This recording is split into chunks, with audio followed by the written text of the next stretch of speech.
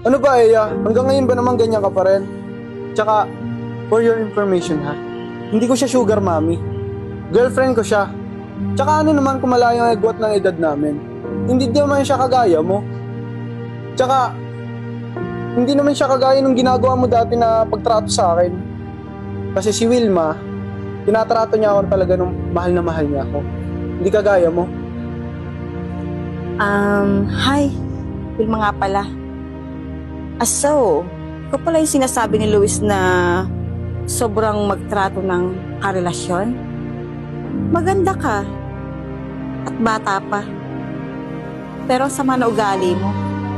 Anuhin mo ang kaseksihan at kagandahan. Kung ang sama-sama mo ng pag-uugali mo. Bagay nga kayo. Alis na. Hep.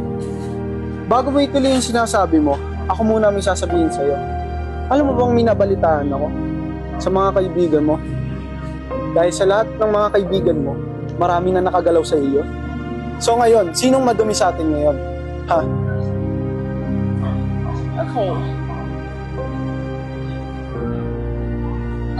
Mas ka na. Reset. Tunay naman. Kaya mo na. Mas maganda ka dun.